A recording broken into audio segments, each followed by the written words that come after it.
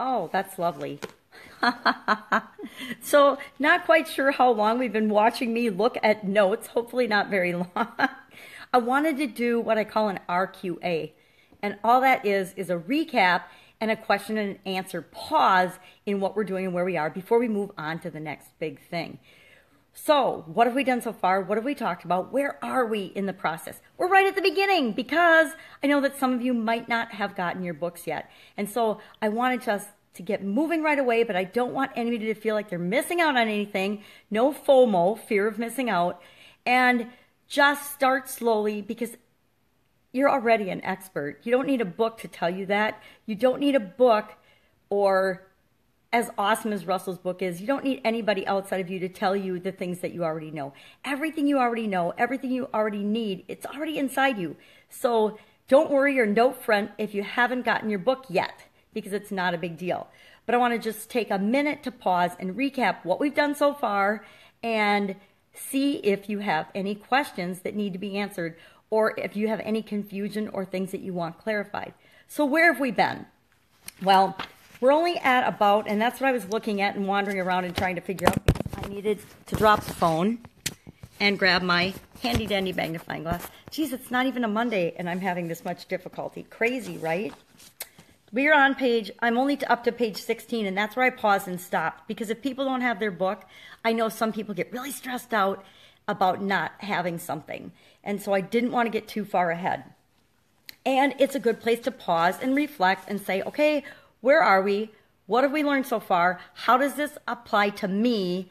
And do I have any questions about it, or am I getting clearer and clearer as I think about these things? So we've done a lot of preliminary brainstorming about topics that we're interested in. We've studied, and hopefully you've done the little homework assignments and the pages that I've given you. Now these are just messy ones of mine, but I've done them on the computer. And what I want you to do is, if it works for you, print them out and look at them and answer the questions. I know it's easy to do them in your head and say, oh, I already answered that because I did it in my head.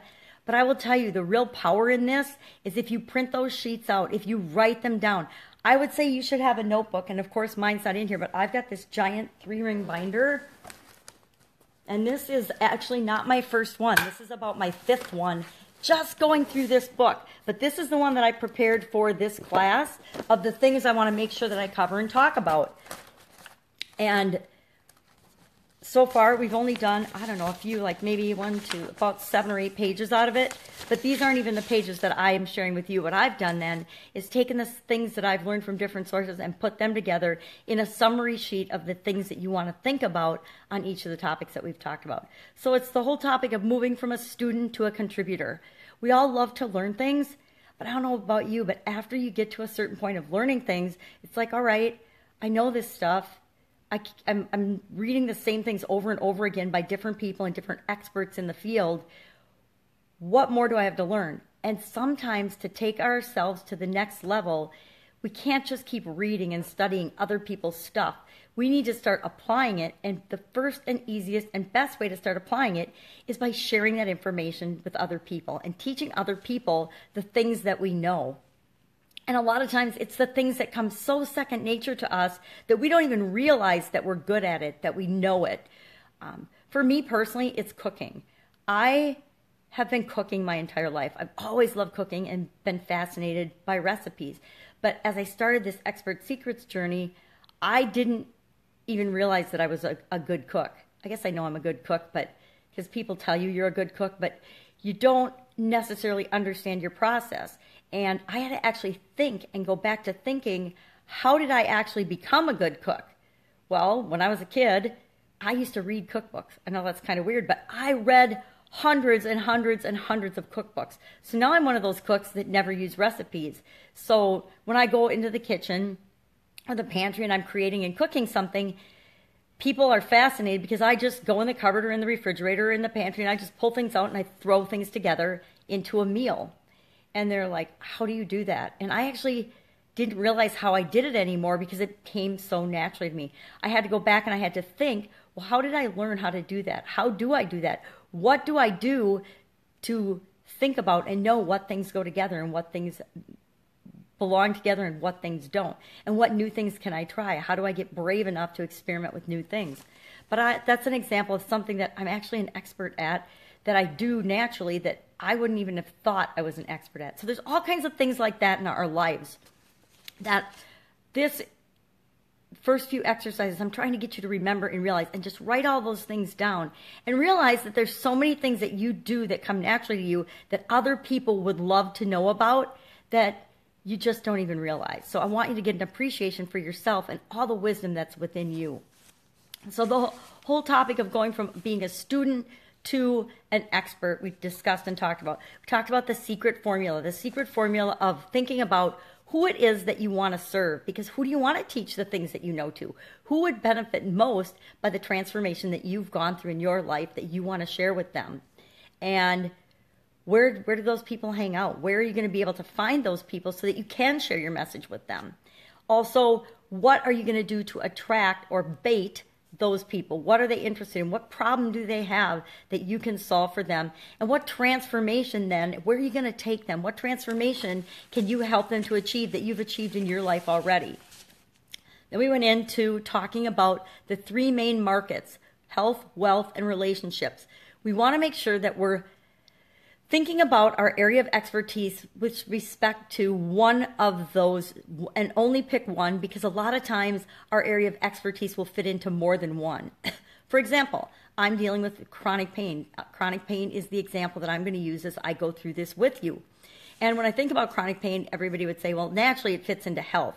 And yes, it does. But I can also take and look at chronic pain from the wealth standpoint. And from a wealth standpoint, it's like, how can I still make a living even though I experience chronic pain? I could approach it from that standpoint. I could also approach it from the relationship standpoint, because a lot of people that have chronic pain find that they have challenges in their relationship. Now, it's kind of the old chicken and the egg. Do they have problems in their relationship because of the chronic pain, or do they have chronic pain because of the problems in their relationship? Big, good question. But I could take that approach, and that might be where I'm going to go to try to find my own unique perspective and niche and way of dealing with the topic. So even though it seems like, oh, health would be the natural fit, maybe to create my blue ocean, I actually want to go after chronic pain from a different perspective and provide services and education and expert things from one of those other markets. Then we also want to consider that each of those main markets has a lot of sub-markets.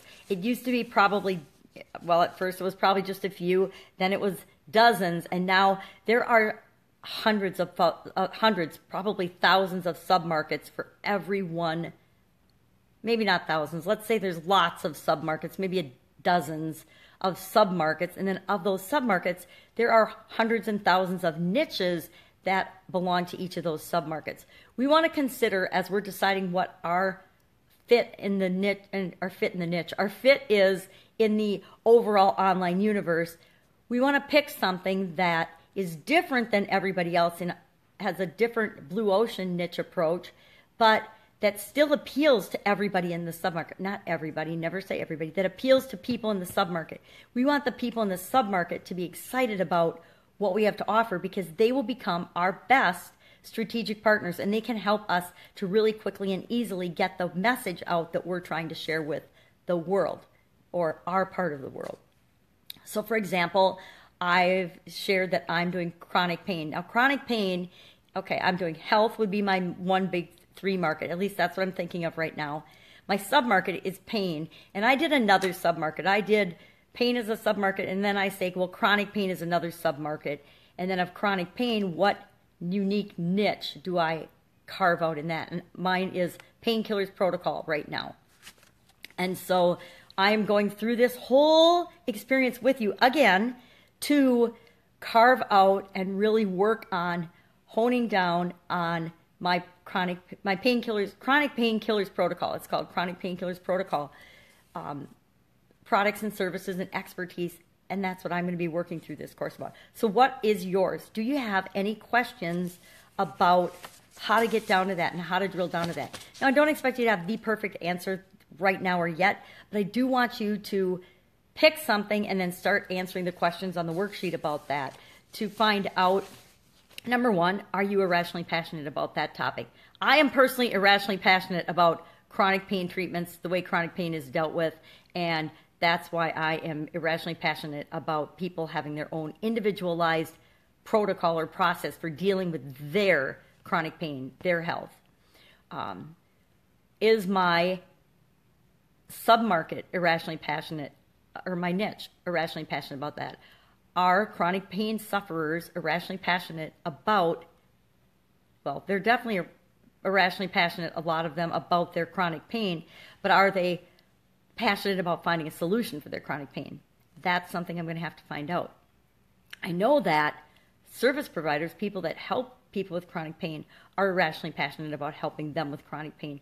And I'm finding that as I interview more and more of them for my Painkillers podcast and my Pajama Gramma Painkillers podcast, that they are often chronic pain experiencers themselves, and part of what led them to the area of expertise and what they're sharing with other people with chronic pain is the fact that they had chronic pain themselves and they needed to find a solution. So, are the people that you want to serve, are they irrationally passionate about the topic that you want to teach them about, your area of expertise? Think golfers. Think survivalists. Think knitters, crafters, moms, whatever it is. Are they, and would they be, do you think, in this submarket, passionate about what it is that you have to offer? Would they be excited about it because they would want to offer it to their people, their tribe too? So we talked about that. And as we answer, I want you to answer all those questions. They're all very important. You got to think about them. You have to think about these things. And we're going to spend a lot of time on this groundwork. And you're going to think, oh my God, Sharon, get on with it already. Because sometimes that's what I thought. But not really, because this is the stuff that I had to go back and redo and rethink because we rushed through it in the Secrets Masterclass. And even though we didn't necessarily have to rush through it, we were doing each one of these modules one a week. And one a week meant there was a ton of material. And I don't even remember. I'll figure it out and show you later. But when we get to the end of it, I'll talk about it. And you'll be like, you did all that in a week? And I will say you can get through all that in a week, but what it is, it's just a really surface covering of the topics. And so when you just shoot through and do like 6 weeks of this as a surface topic thing, what happens is you haven't gone in depth in the areas that you need to. And you don't need to go in depth in all the areas, but the things I'm pulling out and sharing with you each day, those are the things you got to go deep with. Those questions are the questions you have to answer if you want to get through this the first time and have a lot more success than having to go through it 2 and 3 times. This is my 3rd time through the Secrets Masterclass. This more than that, because I did it once really fast with the group, and I actually did the stuff as we were doing it. And my webinar, it wasn't awesome because I had rushed through these things. The 2nd time through, it was a lot better. The 3rd time through, it was better. And this time, I know it's going to be even better because I'm taking the time to break it down and I'm teaching you how I've learned it and the things that I found were really important the first couple times through so that you don't have to stop and figure all those things out because it's hard. It's a lot harder and it takes a lot longer than if you know, okay, what pieces are critical. Now with my coaching students, my one-on-one folks, I know the pieces that I have to pull out to work with them and the information I have to get from them up front if we're going to make sure that what they're launching and their webinar or however they're launching it is going to be a success. And with respect to Expert Secrets, it's all about creating your perfect webinar, and we'll learn why that's important and why that's an important and good place to start. And that's why I do it with a lot of my clients. That's where we start too, because they don't have an information product or they've never done one. And it is the most powerful place to start with them. But there's key components and key things that I need to get from them so that we can get them rolling on that. And I want to make sure that you understand that you need those things first. We're going to talk about a lot of things that I've recently figured out and discovered and uncovered, as have other people as they're going through this process, that weren't important before or just weren't brought up. They're just new distinctions that we make as we go through the process. So that's our recap.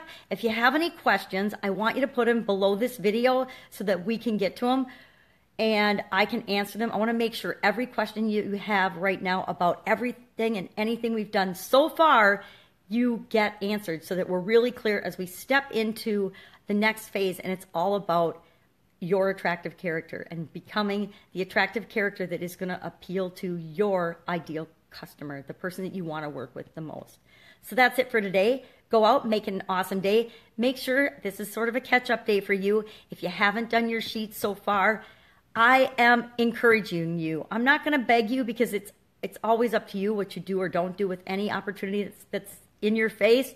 But I'm going to be a little in your face about reminding you to go back and do these things. It's not that hard. If you haven't done any yet, you could probably knock them all out in an hour if you're dedicated and you sit down and you actually do this. Also, I want any questions you have about doing your overview funnel hack. Just an overview look at some of the key competitors of the area that you think you want to do your work in. You saw mine and it was a little discombobulated, but that's actually what I'm doing right now and how I do it. That's how I start and do just a preliminary look at what's out there. And you'll see how it brings up different ideas about, well, maybe I don't want to go that direction, or maybe I do. Now, just because you find somebody else or a bunch of somebody else doing something that you think you might want to do, be encouraged by that, not discouraged. Know that if there's a lot of people doing something like that, if you put your unique spin and twist on it, there's already people making money, and that means it's an exciting area to go in. Not that you should be afraid of it, because you're always going to bring you to the table, and that is your unique, special difference, and that is what will make you successful as an expert. Go out, make it an awesome day. I will see you tomorrow as we dive into the attractive character. Bye.